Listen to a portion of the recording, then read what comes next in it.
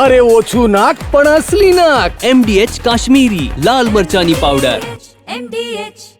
નમસ્કાર, સમાચાર સાથે હું હિના. બુલેટિનની શરૂઆત કરવી છે. નવસારીમાં દુર્ઘટના બની છે કે જ્યાં રાઈડ તૂટી પડી હોવાની વિગતો મળી રહી છે. બીલીમોરામાં મેળામાં રાઈડ તૂટી પડી. 20 ફૂટની ઊંચાઈએથી રાઈડ નીચે પટકાઈ. રાઈડમાં 10 જેટલા લોકો બેઠા હતા. રાઈડ ઓપરેટર નીચે દબાઈ જતા ગંભીર ઇજાગ્રસ્ત થયો છે. આપને જણાવી દઈએ કે આ જે દુર્ઘટના બની છે તેમાં 2 મહિલા અને 2 બાળક પણ ઇજાગ્રસ્ત થયા હોવાની વિગતો છે. રાઈડ ઓપરેટર નીચે દબાઈ જતા ગંભીર રીતે ઇજાગ્રસ્ત થયો છે અને 2 મહિલા સહિત 2 બાળકો પણ ઇજાગ્રસ્ત થયા છે. બીલીમોરામાં કે જ્યાં મેળો યોજાયો હતો, રાઈડ તૂટી પડી હોવાની વિગતો મળી રહી છે. 20 ફૂટની ઊંચાઈથી રાઈડ નીચે પટકાઈ છે. એક તરફની તસવીર કે જ્યાં ઘાયલોને સારવાર માટે ખસેડવામાં આવ્યા છે. અમારા સંવાદદાતા નિલેશ ગામિત વધુ વિગતે વાત કરવા જોડાયા છે. નિલેશ, કેવી રીતે ઘટી છે આખી દુર્ઘટના? શું વિગત આપની પાસે? જી હિના, સમગ્ર જે કંઈક મંદિર પરિસરમાં જે મેળો ચાલતો હતો તે દરમિયાન આજે કંઈક એંગલ રાઈડ છે એ તૂટી પડી છે, જેને લઈને 5 જેટલા લોકો ઘાયલ થયા છે. એમાં ખાસ કરીને જે રાઈડનો જે ઓપરેટર હતો એને ગંભીર ઈજાઓ થવાના કારણે સુરત ખસેડવામાં આવ્યો, જેની હાલત ગંભીર હોવાનું કહેવામાં આવી રહ્યું છે. 4 જે લોકો છે એમાં 2 બાળકો છે અને 2 મહિલાઓ છે. એમની હાલ જે કંઈક સારવાર ચાલી રહી છે બીલીમોરા શહેરમાં. અને ખાસ કરીને આજે ઘટના ઘટી છે એમાં જે રાત્રિ દરમિયાન મેળો ચાલી રહ્યો હતો, રાત્રે 11 વાગ્યાના અરસામાં આ પ્રકારની આ ઘટના ઘટી છે. એમાં જે રાઈડ 40 ફૂટ જેટલી ઉપર જતી હતી અને ત્યારબાદ ચક્કર ખાઈને જે કંઈક નીચે આવતી હતી.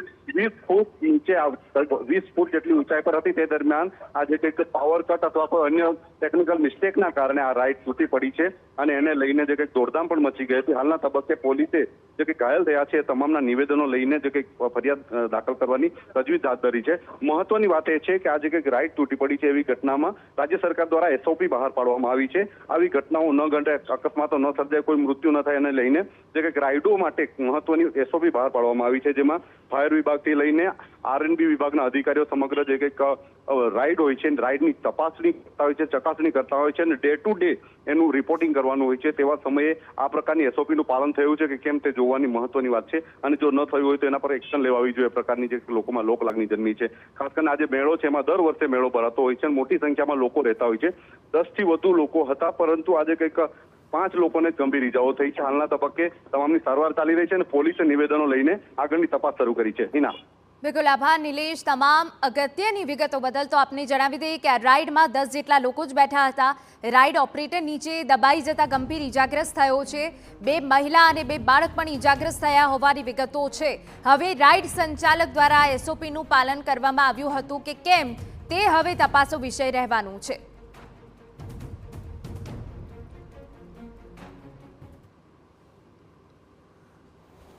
બની શકે એવું જણાવ્યું છે. ટાવર રાઈડની શું ખાસિયત હોય છે? ટાવર રાઈડનું કહે કે એ ગોળ ફરતું ઉપર જાય છે અને એનું જે કેબલ આવે છે એ કેબલમાં જ કોઈ ખામી આવી જતા આ બનાવ બન્યો હોય એવું અમારા ફાયરના જવાનો અમને જણાવ્યું છે. કેમ ઉપર જાય છે? એ ઓછામાં ઓછું આમ ચોક્કસ તો હું નહીં કહી શકું, પણ એમની હાઈટ વધારે તો છે જ એમ. પણ આ જે બનાવ બન્યો છે એ બહુ હાઈટ પર નહીં હતું. એ ઈજા પરથી એવું લાગી રહ્યું છે. અને જો ફાયર ઇન્સ્પેક્ટરે બી જો કોઈ ભૂલ કરી હશે NOC આપવામાં, તો અમે ફાયર ઇન્સ્પેક્ટર પર પગલાં ચોક્કસ લઈશું. અને જે પરિવારજનોને થયું છે એના માટે અમને પણ દુઃખ છે. ખાલી પછી અચાનક કંઈક બગડ્યું અને નીચે આવી પડી. થોડોક સમય બાકી હતો ત્યારે, અડધું જેટલું ડિસ્ટન્સ બાકી હતું ત્યારે નીચે આવી ગઈ અને એને કારણે એ લોકોને કમળમાં થોડી ઈજા થઈ છે. એટલે હું દવાખાનામાં લાવ્યો છું, ગુપ્તા હોસ્પિટલમાં. કેટલા મિત્રો સાથે ગયા? 3 મિત્રો એ લોકો ગઈ. તો બીલીમોરામાં દુર્ઘટના મળી છે કે જ્યાં મેળો યોજાયો હતો, જેમાં અચાનક રાઈડ તૂટી પડી છે. આ રાઈડ તૂટવા પાછળનું કારણ શું છે? શું કોઈ ટેકનિકલ સમસ્યા સર્જાઈ છે? હવે આ તમામ પાસાઓ તપાસવાના રહેશે, કેમ કે રાજ્યમાં અનેક જગ્યાએ મેળા યોજાઈ રહ્યા છે અને ખાસ કરીને રાઇડ્સ માટે એક અલગથી SOP તૈયાર કરવામાં આવી છે, જેમાં રોજે રોજ રાઇડ સંચાલક દ્વારા એ રાઇડનું ચેકિંગ કરવામાં આવે અને તમામ જે વસ્તુઓ છે તેનું નિરીક્ષણ કરવામાં આવે. અને તે વચ્ચે જો આટલી મોટી દુર્ઘટના બને છે તો પછી એ તપાસનો વિષય રહેશે. મોરા શહેરના ઐતિહાસિક સોમનાથ મહાદેવ મંદિરના મેળામાં ગમખ્વાર ઘટના ઘટી છે. એમાં 4 લોકોને ગંભીર ઈજાઓ થઈ છે અને એક વ્યક્તિની સ્થિતિ ગંભીર હોવાના કારણે સુરત ખસેડવામાં આવ્યા છે. ખાસ કરીને ટાવર રાઇડ તૂટી પડવાના કારણે આ પ્રકારની ઘટના ઘટી છે. ટાવર રાઇડ એક એવી રાઇડ છે કે જે પાવર સપ્લાયથી ચાલતી હોય છે અને પાવર સપ્લાય જો કટ થઈ જાય તો મોટી ઘટના ઘટી શકે. તે જ પ્રકારની ઘટના ઘટી છે. 20 ફૂટ ઉપરથી જે ટાવર રાઇડ છે એ તૂટી પડવાના કારણે આ ઘટના ઘટી છે અને 4 લોકોને ઈજાઓ થઈ છે અને એક જે રાઇડનો સંચાલક હતો, રાઇડ ઓપરેટ કરતો હતો, એને ગંભીર ઈજાઓ થવાના કારણે એને સુરત ખસેડવામાં આવ્યો છે. સમગ્ર ઘટનાક્રમના પગલે 2 મહિલાઓ, 2 બાળકો અને એક જે કંઈક ઓપરેટર હતો એને ઈજાઓ થઈ છે. સમગ્ર ઘટનાક્રમમાં જે કંઈક 2 બાળકો છે એ રાઇડમાં બેઠા હતા અને એ દરમિયાન આ પ્રકારે ઘટના ઘટવાના કારણે જે બાળકો છે એમને કમરના ભાગે ઈજાઓ થઈ છે. વાલીઓ સાથે એમને એડમિટ કરવામાં આવ્યા છે. બાળકો પણ ઈજાઓ થવાના કારણે થોડાક ડરમાં છે અને સમગ્ર જે કંઈ ઘટના ઘટી છે એને પગલે પોલીસે તપાસ શરૂ કરી છે. પોલીસે તમામ જે કંઈક ઇન્જર્ડ થયેલા લોકો છે એમના નિવેદનો લેવાની શરૂઆત કરી છે.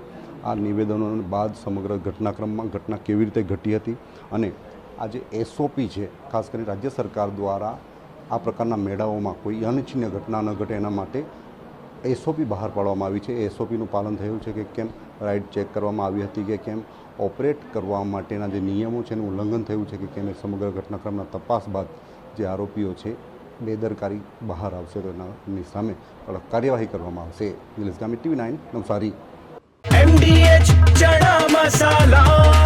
હવે છોલા હોય કે ચોળા, સફેદ ચણા હોય કે કાળા ચણા, બધું મજેદાર બનશે.